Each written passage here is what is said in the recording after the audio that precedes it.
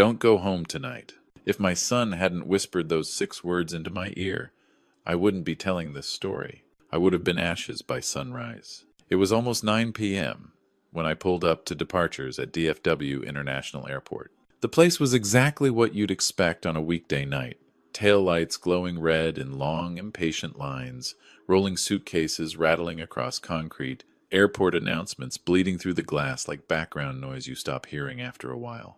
The kind of chaos that feels temporary, forgettable. My wife, Megan, leaned across the center console and kissed my cheek. Quick, light, efficient, like a routine she'd practiced enough times to stop thinking about it. 3 days in Phoenix, she said, straightening the cuffs of her blazer.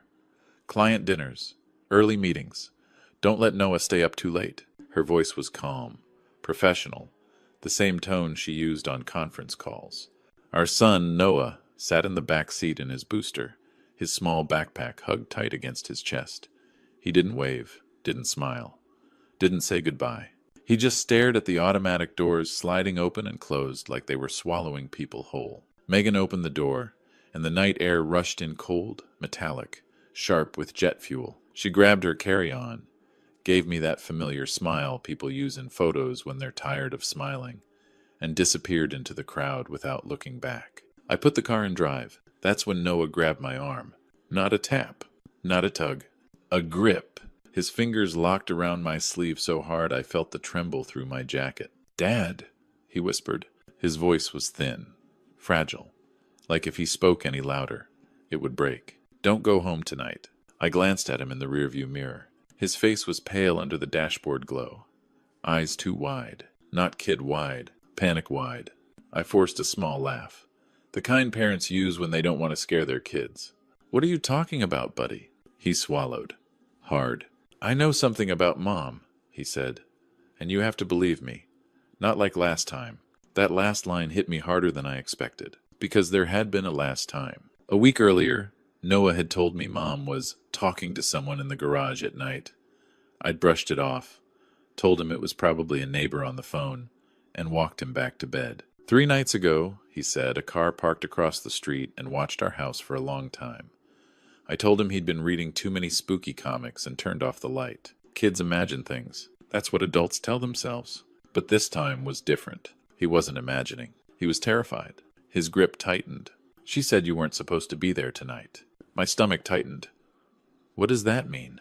He hesitated, then leaned forward and whispered like the car itself might be listening. She said, "He'll be home. The power will go out. It'll look like an accident." The word accident landed heavy. My mouth went dry. Power. Accident. Those weren't kid words. Those were adult words. The kind adults use when they're trying to make something terrible sound normal. I pulled into short-term parking and shut off the engine. The silence inside the car felt louder than the airport outside. "Did you hear her say that?" I asked. He nodded fast, tears spilling over. And she said, "Make sure Noah's asleep." Like I was part of it. My hands went numb on the steering wheel. My brain tried to explain it away. Stress, misheard conversation, childhood fear. But fear like this doesn't come from imagination. It comes from certainty. I turned in my seat and looked straight at him. "Okay," I said quietly. "I'm listening." Noah stared through the windshield like he could see the future written on the glass. "I heard her on the phone last night," he said. "In the garage. She thought I was asleep." "With who?" "A man." She called him Ray. The name meant nothing to me, but the way Noah said it made my chest tighten. "She said you always reset the breaker when it trips," he continued.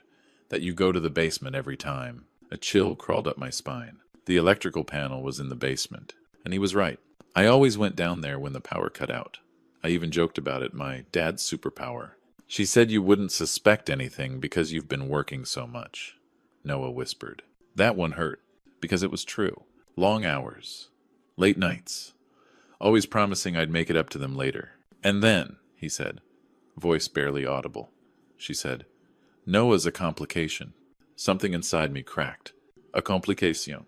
Not a child, not a son, a problem. Someone else on the phone laughed, Noah said. And my wife didn't correct him. I reached across the console and covered Noah's shaking hands with mine. "You did the right thing telling me," I said. He looked up, eyes wet. "Are you mad?" "Mad?" My voice broke. Buddy, you might have just saved our lives. His shoulders dropped like he'd been carrying something far too heavy for an 8-year-old. I didn't drive home. I drove away. Past the airport lights. Past the exit I'd taken 100 times before. I pulled into a 24-hour diner off the highway, bright neon, fogged windows, the smell of burnt coffee and frying grease. Public, loud, safe. Noah slid into the booth and tucked himself into the corner, eyes darting every time the door opened. "Tell me everything," I said. And he did. Every word, every detail, every sentence that made my blood run colder. When we finally left, I paid cash and drove to a cheap motel on the edge of town. Nothing fancy, outside entrance, a view of the parking lot, no plan, just one rule. We were not going home. That night, as Noah slept beside me, I stared at the ceiling and realized something that terrified me more than the warning itself. The scariest part wasn't what my son told me. It was how many times I'd ignored him before. If you're listening right now, pause for a second and tell me in the comments. Where are you watching from? And what time is it there? Because this story only exists for one reason. An 8-year-old found the courage to speak, and his father finally chose to listen. The night we didn't go home, the hardest part wasn't leaving the house. It was realizing that the place I'd worked so hard to protect was already dangerous long before we drove away. Noah fell asleep fast in the motel bed, curled on his side with his knees tucked up like he was trying to disappear into himself. His breathing slowed, uneven at first, then steady. Adrenaline can only carry a child so far before exhaustion takes over. I didn't sleep. I sat on the edge of the bed with the TV on mute, watching his chest rise and fall. Every few minutes, I checked the lock on the door, then the deadbolt, then the window latch, then the lock again. The room smelled like cheap detergent and old carpet. Safe never smells good. My phone buzzed on the nightstand. A text from Megan. Landed. Busy night. Love you.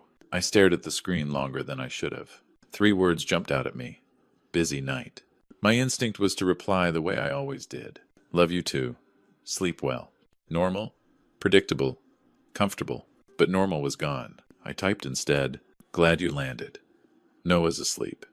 Talk tomorrow. The typing dots appeared, then disappeared. She didn't respond. That silence sat heavy in my chest. Because silence, when someone expects control, is rarely accidental. I thought about calling my sister. Then I stopped myself. Megan and her were polite, too polite, the kind of polite that becomes ammunition later. I needed someone outside my life, someone who didn't care about appearances. That's when I remembered Caleb Warren. Years ago, when I was managing a construction site, equipment started vanishing. Tools, copper wiring, expensive stuff. Caleb had been the private investigator, a contractor friend recommended. Quiet, sharp, the kind of man who listened more than he talked. I scrolled through my contacts until I found his name and dialed. He answered on the second ring. Warren. Caleb? I said, keeping my voice low. It's Daniel Mercer. I think my wife is planning something. A pause. Where are you right now? He asked. Not at home. Good, he said. Start from the beginning. I told him everything. Noah's warning. The basement. The power outage. The word complication. Caleb didn't interrupt. When I finished, he exhaled slowly. You need proof, he said. I know. Then we start with her story. Phoenix trip, right? Yes. People lie with logistics, he said. Flights, hotels, receipts. If it's a lie, it'll have seams. My stomach tightened. Can you check? I can, he said. But listen carefully. Do not go back to that house. Not for clothes, not for documents. Nothing. I looked at Noah sleeping. She might try again, I whispered. Caleb's voice hardened. Then you stay invisible. The call ended, but the fear didn't, because now it wasn't just my son's terror. It was a professional telling me the same thing. I barely noticed the sunrise. At 2:17 a.m., my phone buzzed again. Caleb, you ready? He asked. No, I said honestly. But go ahead. Your wife's flight did land in Phoenix, he said. For half a second, relief washed over me. Then he continued. But she didn't check into the hotel her company usually uses. In fact, her company didn't book anything for her at all. Cold spread through my chest. How do you know? I asked. I have access to a corporate travel system, he said. No reservation, no rental car, no expense authorization. So where is she? That's the problem, he said. She's not in Phoenix anymore. I sat up straight. What do you mean? A credit card ping. Small purchase. Gas station. Near DFW. 2 hours ago. My heart slammed into my ribs. She came back, I said. Looks that way, Caleb replied. Daniel, if she's back, the trip wasn't real. It was cover. Cover. An alibi. I stared at the thin curtains as daylight crept in, pink and harmless. Noah stirred beside me, mumbling something in his sleep. What do I do? I asked. You stay hidden, Caleb said. And you let her think the plan is still working. The idea made my skin crawl. Let her think the plan was working, like we were bait. But I understood the logic. If we went to the police with only fear and overheard words, nothing would stick. If we waited and watched, we might catch her in the act. That night, we didn't sleep in the motel. We watched our house. I parked down the street, tucked behind hedges near a neighbor's tall fence. Our home sat at the end of the cul-de-sac, porch light glowing warm and normal. Too normal. Noah sat in the back with a blanket wrapped around his shoulders. Are we going inside? He whispered. No, I said. Not tonight. The hours dragged.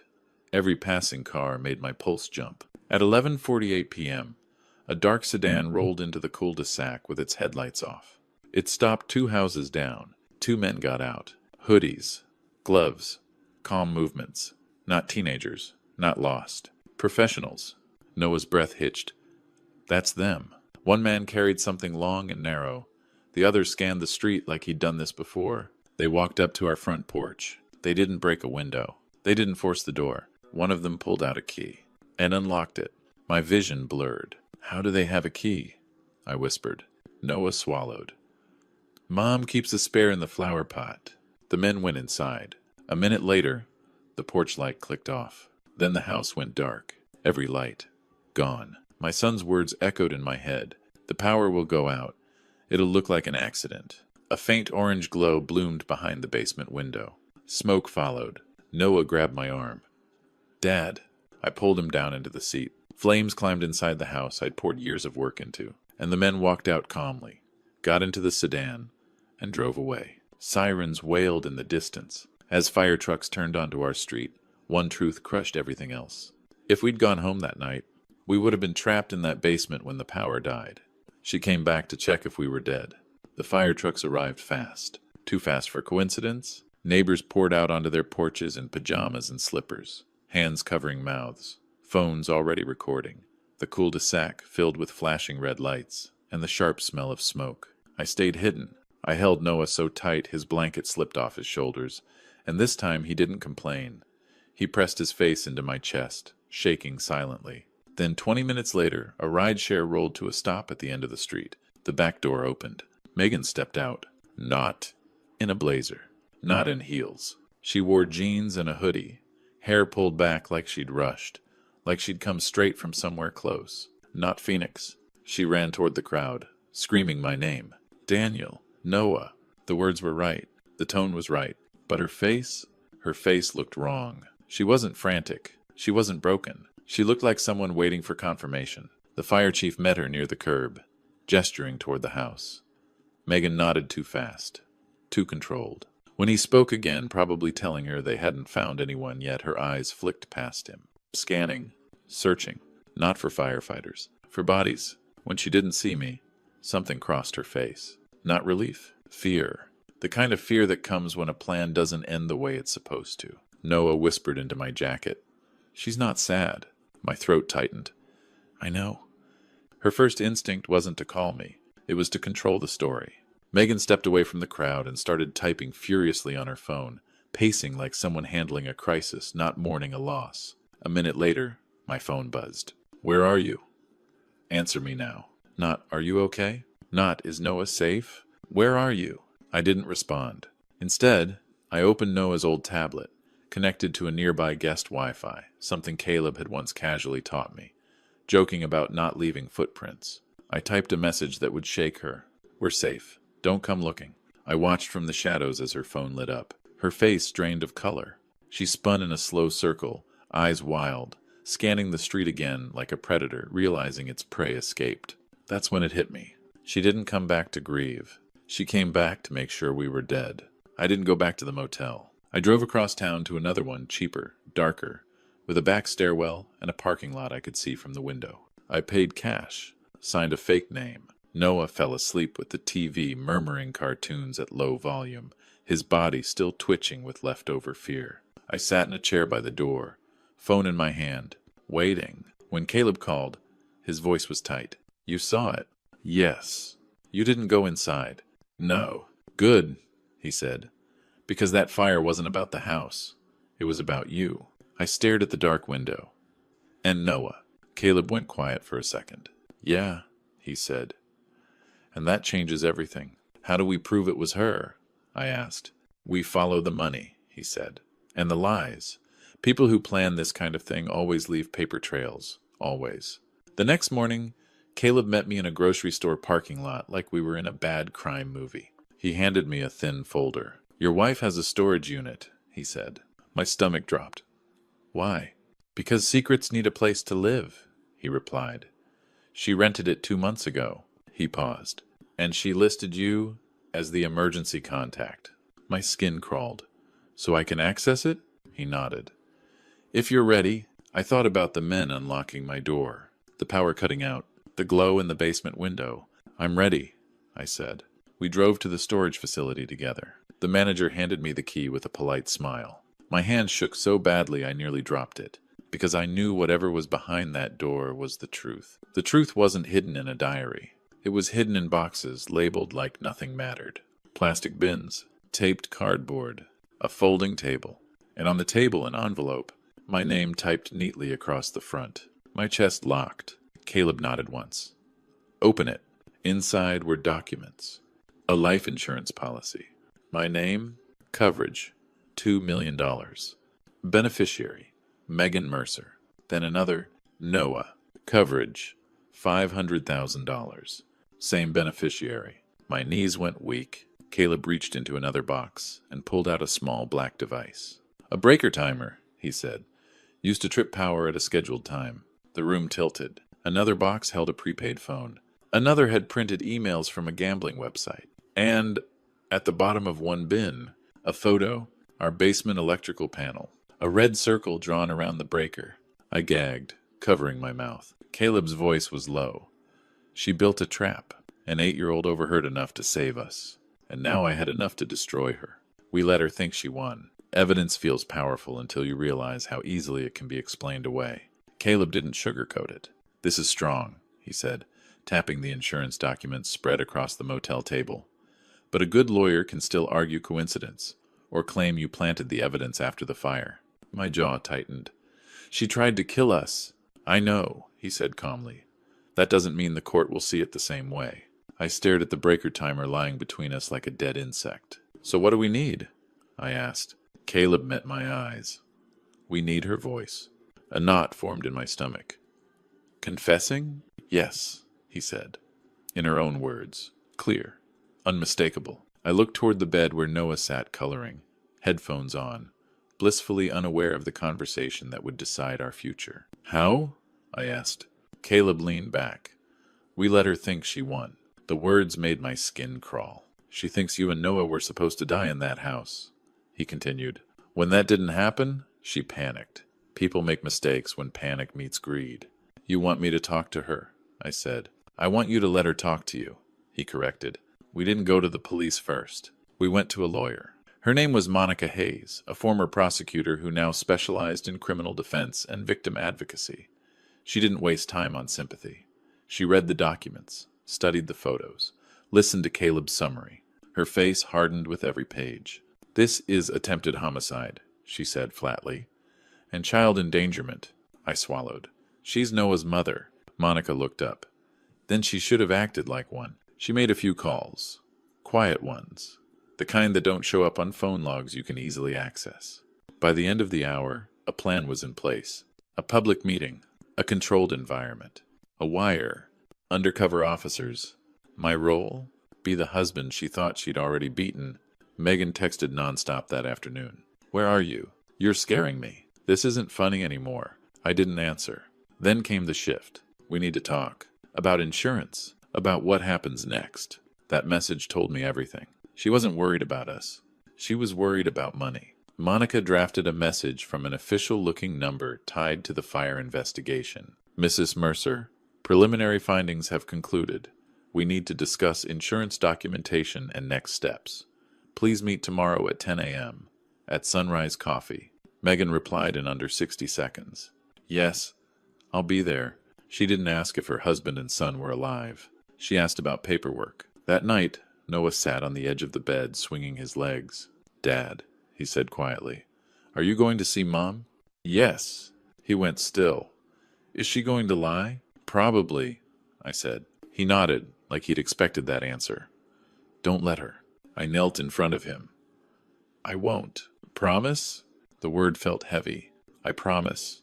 The wire felt wrong against my skin, like something burning. Caleb adjusted it carefully under my jacket, his hands steady.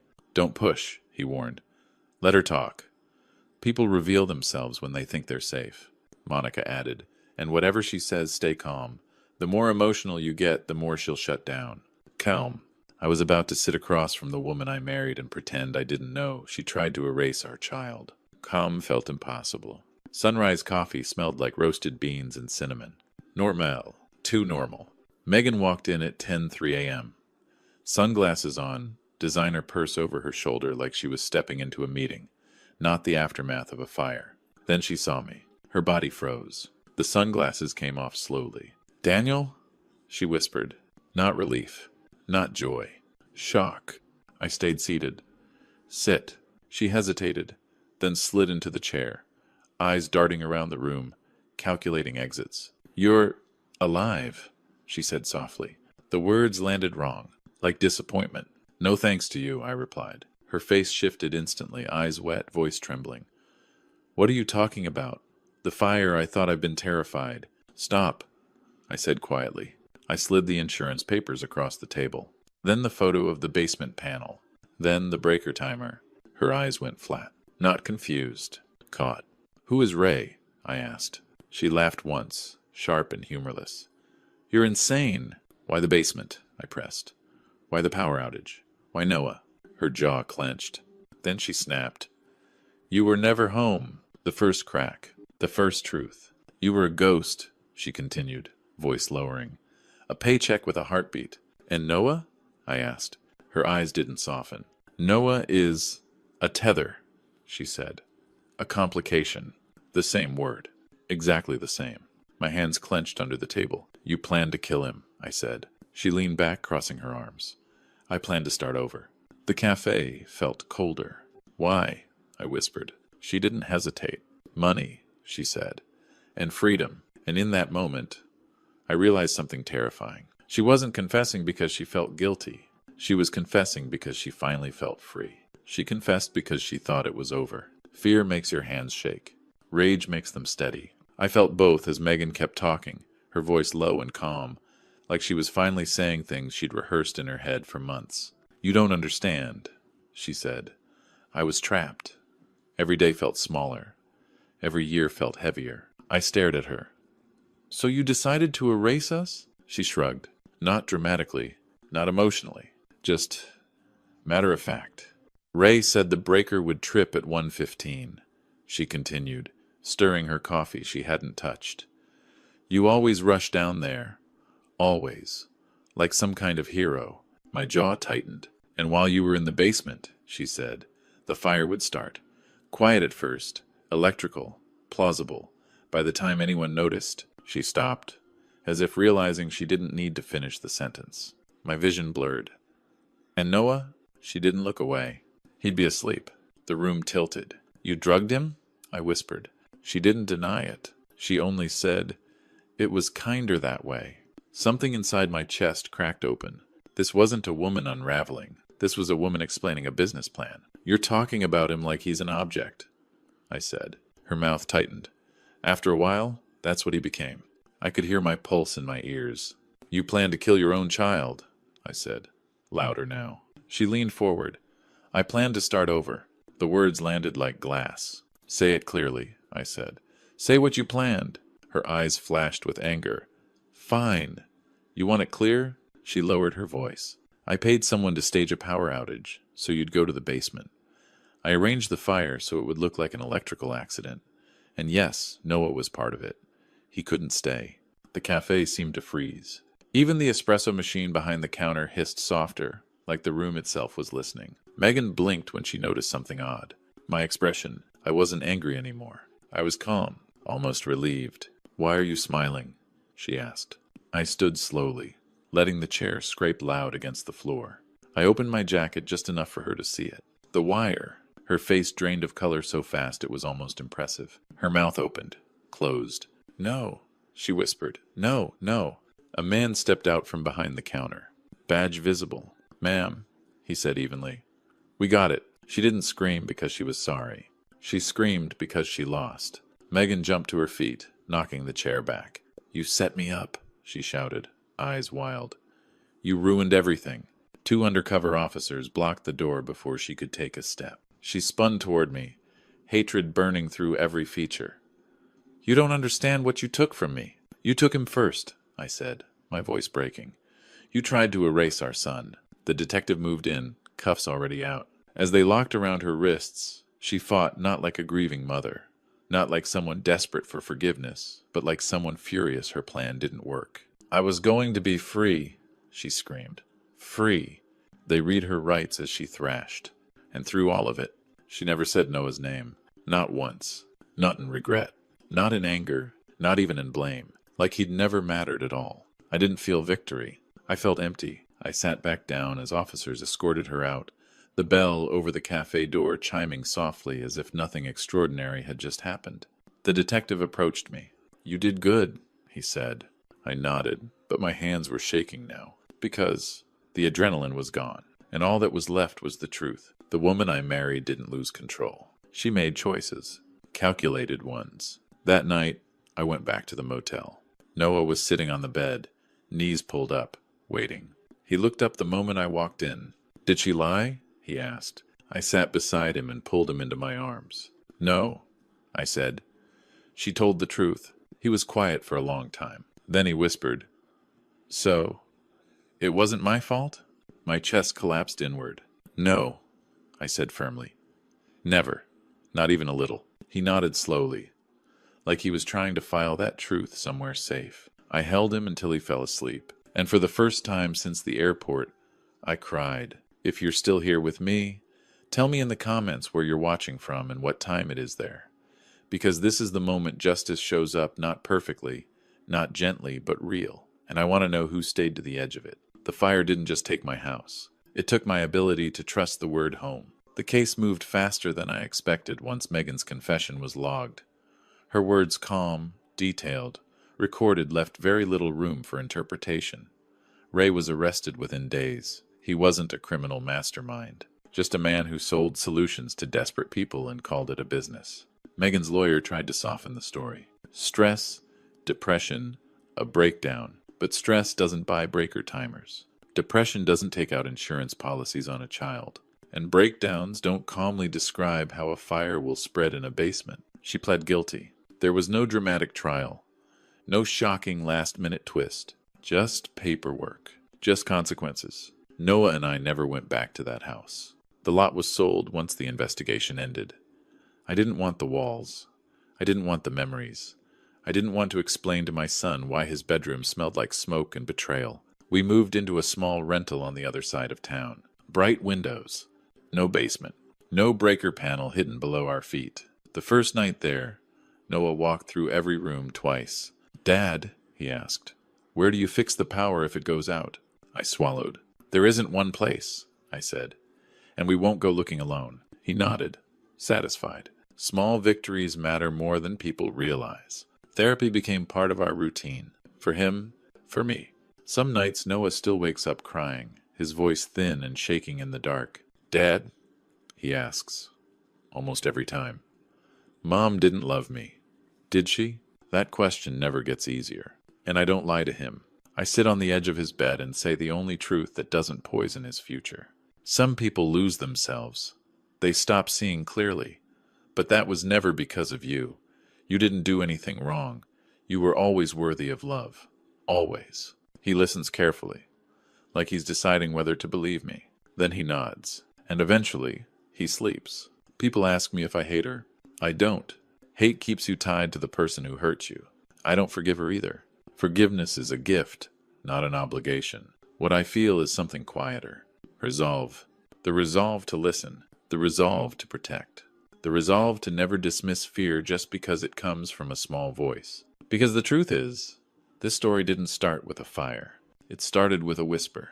A child brave enough to say something felt wrong, and a father finally brave enough to stop explaining it away. If there's one reason I'm telling this story, it's not revenge. It's a warning. Listen to your children. Believe them the first time, because sometimes the smallest voice in your family is the only one telling the truth. Thank you for staying with us until the end. If this story moved you, please take a moment to like the video. It helps more stories like this reach people who need to hear them. And if you haven't already, subscribe to the channel. These stories matter. Conversations like this matter. Finally, tell me in the comments, where are you watching from, and what time is it there? Somewhere out there, another child might be whispering the truth, and another parent needs to hear it.